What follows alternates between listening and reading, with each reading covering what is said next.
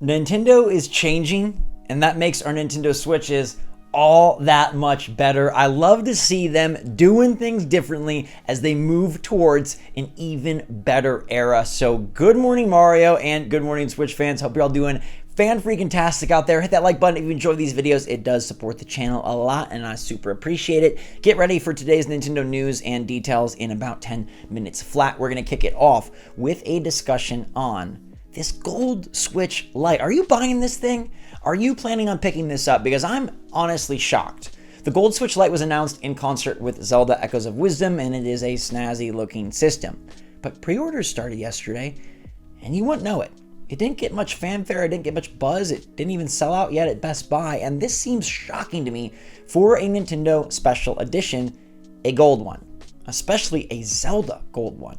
Zelda stuff that's limited in the past has sold incredibly well. I remember my Zelda 3DS, and I remember my Zelda Wii U being very valuable after they released and were dried up on store shelves, but this gold Switch Lite, like, why isn't it moving? Are you picking this thing up? It doesn't come with Echoes of Wisdom, which maybe is the problem, but it does come with an expansion pack Nintendo Switch Online subscription, and it's $210, getting a little bit of a premium price tag there compared to the normal Switch Lite price, but I think it looks glorious. I wonder if people are just so eager for the Switch 2, they know it's around the corner, that they don't want to dip $200 into Nintendo hardware when they probably already have a Switch. This is definitely a double dippers type experience, not something you get as your first Switch, although if you did get this as your first Switch, man, kind of hit the jackpot. I think it looks snazzy as all heck. I also wonder if, because it's a Switch Lite, maybe it should have been an OLED. Maybe that's what they should have made this, and maybe it would be more spectacular in terms of sales, but I wonder, like, should we get this thing? Is it going to be worth a ton in the future because nobody picked it up? Maybe they just mass produced it and that's why it hasn't sold out yet. Let me know. Are you interested in this, or do you think it's way too close to the potential Switch 2 launch date, and therefore, even though it's golden, glorious, and Zelda themed, nobody's about this system? What I am about, though, is Nintendo moving in different ways. Nintendo changing for the better, and I think they've changed many, many times this Switch generation, and I think they've really evolved the company and moved forward in such good strides. It's rewarding to them and to players because they're making money and we're getting great games. We're also getting things that we never would have got before. You might forget that Nintendo, they didn't really believe in online. You might forget that Nintendo, they didn't really believe in region free. You might forget that Nintendo, they like to keep their games stuck in certain territories, but they have kind of snipped the wires on all those things. Today, Nintendo Switch Online gets its latest update of 3 Starfy titles. And you might be saying, Zach, who is Starfy? I don't know this man. Who is this man? Sorry to this man. He's a star. Well, he's a star in Japan because he has 5 titles there and only 1 over here in America. The legendary Starfy dropped on Nintendo DS, but there was actually 4 preceding games, 3 of which are dropping on the GBA expansion pack service today. We got Starfy 1, 2, and 3. They're not localized, but it's okay because Starfy is a platformer. You might think he's a starfish, but actually, he's just like a star. He's like the power star from Mario, come to life, and not having to be beholden to getting eaten by Mario and powering him up, he powers himself up. It kind of reminds me a lot of Kirby in the way that it plays and also sort of the charm and stylings of the game. It's targeting, I think, a bit more of like a fun, fanciful audience as opposed to Mario, which is still fun and fanciful, but more about the platforming. This game, though, is very good, very fun, and it hasn't been released outside of Japan before today, which is really darn nifty. Like, Nintendo has put in work in 2024. They could have stopped Switch Online. They could have saved games for the Switch 2. They ended their roadmaps. They released all those titles, and they said, you know what? Boom. No new roadmap, but tons of games. They dropped the Mega Man bundle of Game Boy titles a few weeks back. They dropped more NES games last week, and now Starfy comes out shortly after Metroid Fusion was already added to the GBA service. They are wrecking the slate with Nintendo Switch Online drops, and honestly, it's so shocking. I thought they would slow way down, save for Switch 2, and now it kind of begs the question, what are they going to release on Switch 2 to make you want to keep subscribing?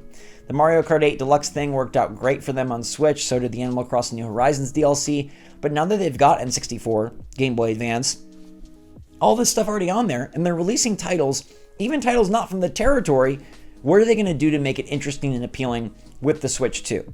Now, I bet some of you are thinking, why are they releasing Starfy? They haven't even released all the best worldwide Game Boy Advance games, and I do think you have a point there. I do wish Nintendo would just release them en masse, like give us a ton of Game Boy Advance games, because that platform had so many great games, so many titles, and it's plentiful of both first-party and third-party hits. But I gotta acknowledge Nintendo, their roadmap stopped, and they've been releasing these far more regularly than I ever expected.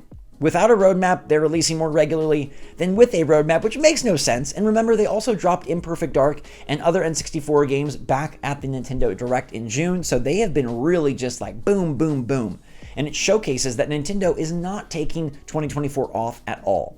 They could coast into Switch 2, but they don't do it. And I gotta give them huge props. I think this is a great change that Nintendo is not letting their system trail off into the sunset. They are doing different things. They are approaching the global gaming community as one, as opposed to all these different places. We do have Nintendo of America, Nintendo of Europe, all that stuff, but they're trying to expand and also bring games to other places that maybe didn't have a chance to play.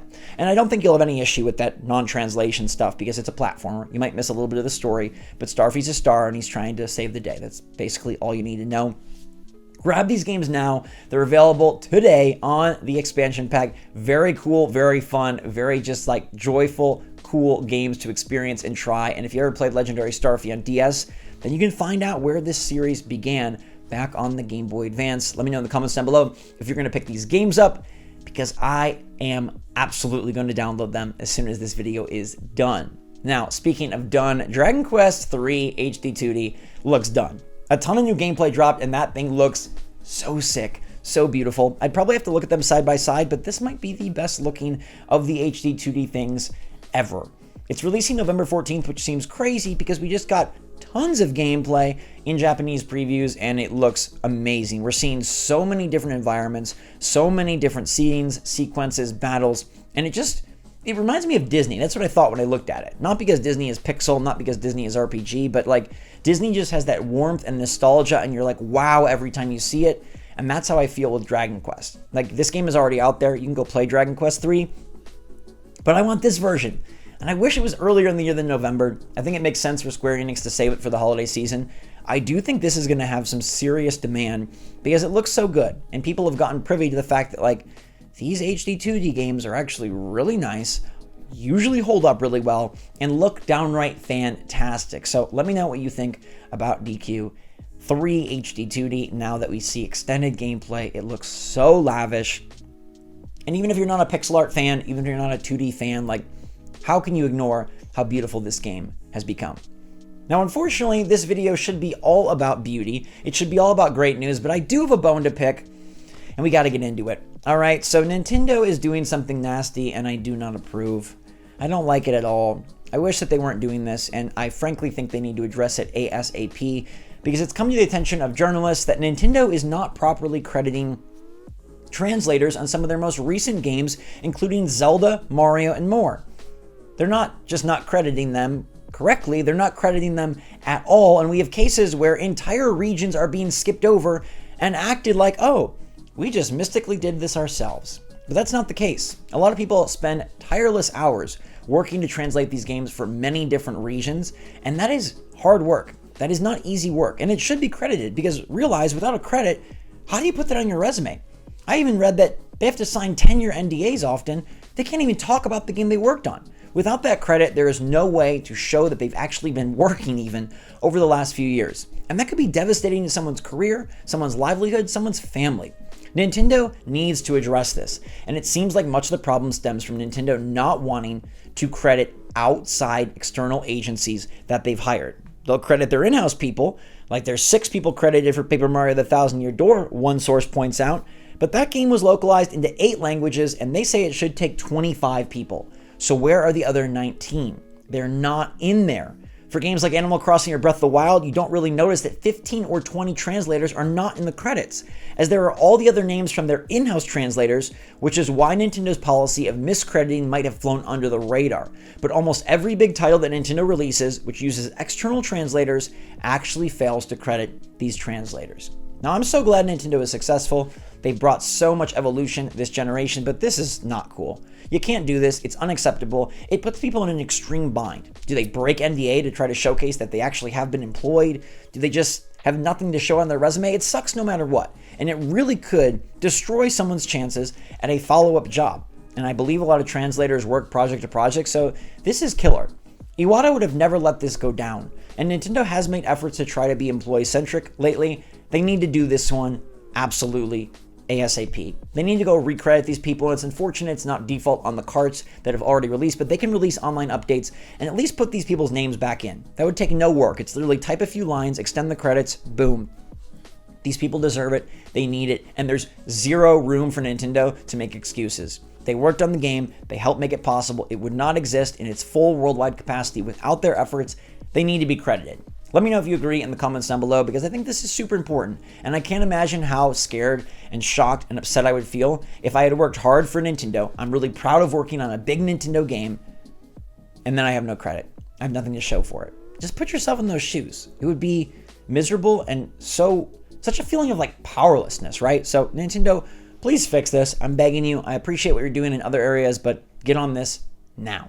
Thanks so much for watching, everybody. Let me know your take on today's topics and issues in the comments down below. And until next time, stay safe, stay healthy, stay happy, stay positive out there. Love you lots. SwitchForce out.